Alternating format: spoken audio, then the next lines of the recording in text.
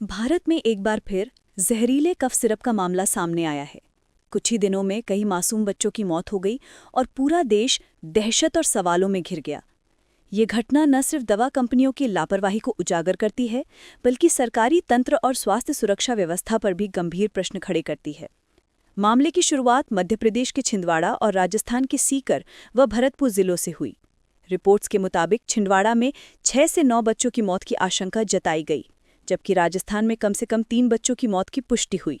शुरुआती जांच में पाया गया कि जिस सिरप का सेवन किया गया उससे बच्चों की किडनी फेल हो गई। संदेह इस बात पर भी है कि दवा में डाई एथिलीन ग्लाइकॉल और एथिलीन ग्लाइकॉल जैसे जहरीले केमिकल मौजूद थे, जिनका इस्तेमाल पहले भी कई अंतर्राष्ट्रीय दवा घोटालों में सामने आ चुका है।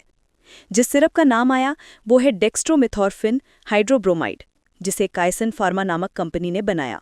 चौंकाने वाली बात यह है कि ये वही सिरप है जिसे राजस्थान सरकार की मुफ्त दवा योजना के तहत नॉट फॉर सेल मार्किंग के साथ सरकारी अस्पतालों और वितरण केंद्रों से जनता को दिया जा रहा था।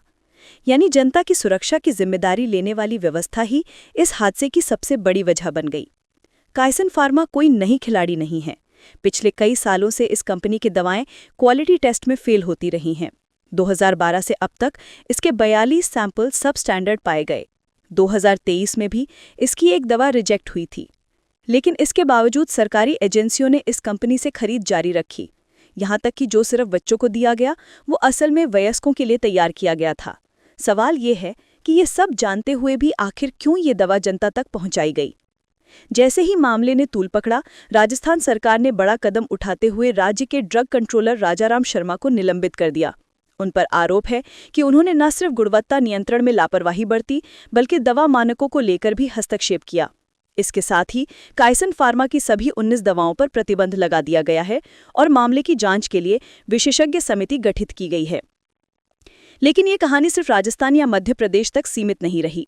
तमिलनाडु सरकार ने भी एहतियातन कोल्ड्रिफ नामक कफ सिरप की बिक्री और स्टॉक पर रोक लगा दी और कंपनी के प्लांट की जांच शुरू कर दी।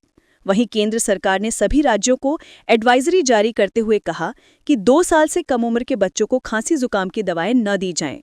इस बीच जांच के नमूने राज्य और केंद्र सरकार की प्रयोगशालाओं में भेजे गए हैं, लेकिन यहां भी विरोधाभास सामने आया है। कुछ मीडिया रिपोर्ट्स का कहना है कि केंद्रीय लैब की रिपोर्ट में डाई एथिलीन ग्लाइकॉल और एथिलीन ग्लाइकॉल जैसे जहरीले रसायन नहीं मिले। ऐसे में बच्चों की मौत की असली वजह क्या है, ये सवाल और गहरा हो गया। ये मामला केवल एक सिरप या एक कंपनी की गलती नहीं है। यह हमारी व्यवस्था, हमारी निगरानी और हमारी जिम्मेदारी का आईना है। जब मुफ्त इलाज और दवाएं भी मासूम बच्चों की जान लेने लगें, तो हमें ये स्वीकार करना होगा कि कहीं ना कहीं सिस्टम में गंभीर खामियां हैं।